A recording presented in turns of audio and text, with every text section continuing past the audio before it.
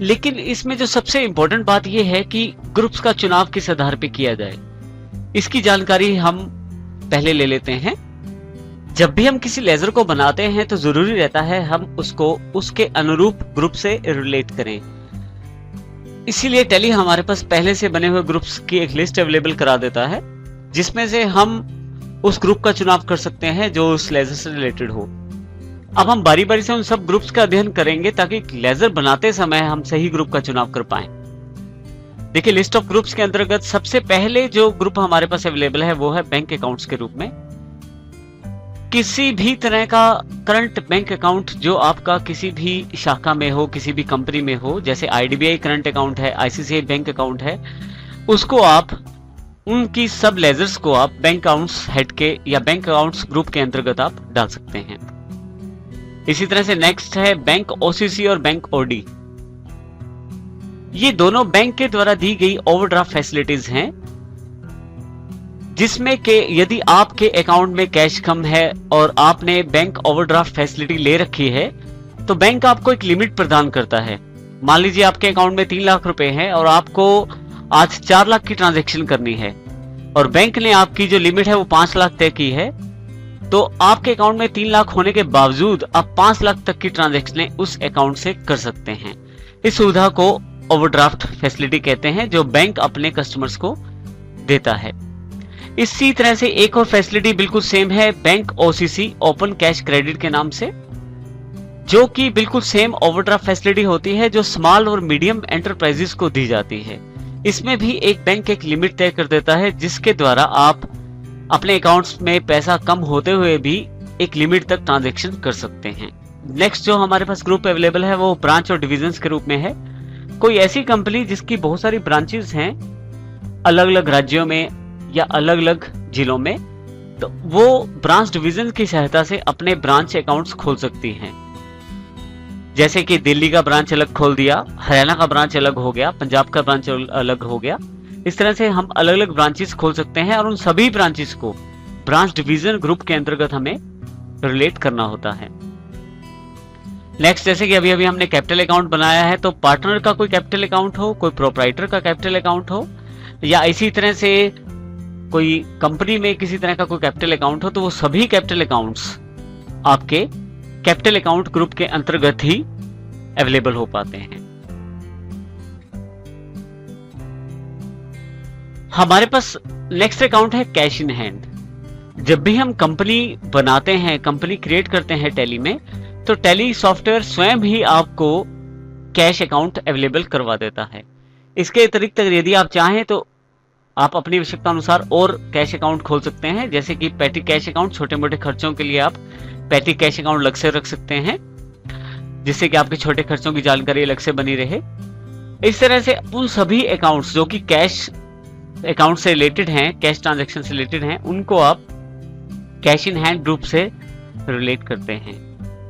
इसी के साथ नेक्स्ट जो ग्रुप हमारे पास अवेलेबल है करंट एसेट्स के रूप में। करंट एसेट्स के अंतर्गत 6 सब ग्रुप अवेलेबल हो जाते हैं, जिसमें कि stock in hand, deposits, loan and advances, cash in hand, bank accounts और सन्डी डेब्टर्स। आप चाहे तो डायरेक्ट किसी भी लेजर को रिलेट कर सकते हैं करंट एसेट के साथ, लेकिन अच्छी प्रैक्टिस यही रहती है कि आप लेजर बनाते समय डायरेक्टली करंट एसेट का प्रयोग करने के बजाय उसके सब ग्रुप का प्रयोग करें, जिससे कि आपकी जो लेजर है प्रॉपरली ग्रुप से रिलेट हो पाए। इसी तरह से नेक्स्ट हमारे पास जो ग्रुप है वो है करंट लायबिलिटीज के रूप में। करंट लायबिलिटीज का अर्थ उन दायित्व से है जो आपके पास कंपनी के पास अभी हैं। करंट लायबिलिटीज में ये एक प्राइमरी ग्रुप है जिसके अंदर duties and taxes, provisions, सन्डी creditors के नाम से 3 सब ग्रुप्स अवेलेबल हैं। इसमें भी बिल्कुल वही तरीका रहता है कि बिल्कुल डायरेक्ट करंट लायबिलिटीज ग्रुप के अंतर्गत किसी अकाउंट को रिलेट करने से अच्छा है कि आप उसके जो सब ग्रुप्स हैं उनमें से किसी सही सब ग्रुप का चुनाव करके अपने अकाउंट को या अपनी लेजर को उससे रिलेट करें। नेक्स्ट जो हमारे पास ग्रुप है वो है डिपॉजिट्स एसेट्स के रूप में। इसमें हम उन डिपॉजिट्स को लेते हैं जैसे कि टेलीफोन डिपॉजिट, इलेक्ट्रिसिटी डिपॉजिट या रेंटेड डिपॉजिट। सपोज करें आपने दुकान लेनी है किराए पे और उसके लिए आपको कुछ डिपॉजिट देना पड़ता है दुकानदार को पहले, वो आपका रेंटल डिपॉजिट कहलाएगा। इसी तरह से टेलीफोन कनेक्शन जब आप लेते हैं तो कुछ सिक्योरिटी जमा करवानी पड़ती है, वो टेलीफोन डिपॉजिट कहलाएगा। इसी तरह से मान लीजिए आप कंपनी में अपने ऑफिस में इलेक्ट्रिसिटी चाहते हैं, तो मीटर लगवाना चाहते हैं, तो उसके लिए भी आपको सिक्योरिटी देनी पड़ती है, उसको हम इलेक्ट्रिसिटी डिपॉजिट कहते हैं। डिपॉजिट एसेट के अंतर्गत रिलेट कर सकते हैं। वो खर्चे जो आपका ग्रॉस प्रॉफिट या ग्रॉस लॉस निर्धारित करते हैं, उन सभी खर्चों को हम डायरेक्ट एक्सपेंसेस ग्रुप के अंतर्गत रखते हैं। और यहाँ पे एक्सपेंसेस डायरेक्ट के नाम से भी ग्रुप है, दोनों ग्रुप का अर्थ एक ही है कि आप जितने भी खर्चे जो कि आपके ग्रॉस प्रॉफिट या ग्रॉस लॉस निर्धारित करें, उन सब अकाउंट्स को, उन सब खर्चों के अकाउंट्स को आप डायरेक्ट एक्सपेंसेस या एक्सपेंसेस डायरेक्ट ग्रुप के अंतर्गत रिलेट कर सकते हैं। जिसमें एक उदाहरण के तौर पे जैसे वेजेस अकाउंट है, अनलोडिंग चार्जेस अकाउंट है, या कैरिज इनवर्ड अकाउंट है। इसी तरह से आपके पास नेक्स्ट जो है ड्यूटीज एंड टैक्सेस के रूप में है। ड्यूटीज एंड टैक्सेस के अंतर्गत जब भी हम किसी चीज को परचेज या सेल करते हैं, यानी कि किसी भी सेल या परचेज की ट्रांजैक्शन के साथ जो हम टैक्स पे करते हैं या टैक्स प्राप्त करते हैं, उन सभी टैक्स का अकाउंट्स बनाया जाता है। जैसे कि हमारे पास सेल्स टैक्स का अकाउंट अलग से, सेंट्रल सेल्स टैक्स का अकाउंट अलग से, और वैट यानी कि वैल्यू एडिड का टैक्स का अकाउंट अलग से बनाया जाता है। इन सब अकाउंट्स का जो ग्रुप है वो ड्यूटीज एंड टैक्सेस है। अर्थात इन सब अकाउंट्स या लेजर्स को रिलेट करने के लिए हम ड्यूटी टैक्सेस का प्रयोग करते हैं। वो सभी इनकम्स जो कि ग्रॉस प्रॉफिट या ग्रॉस लॉस का निर्धारण करती हैं, वो हम डायरेक्ट इनकम्स ग्रुप के अंतर्गत या इनकम डायरेक्ट ग्रुप के अंतर्गत रिलेट करते हैं, जिसमें कि जैसे सेल ऑफ स्क्रैप और सेल ऑफ गनी बैग्स।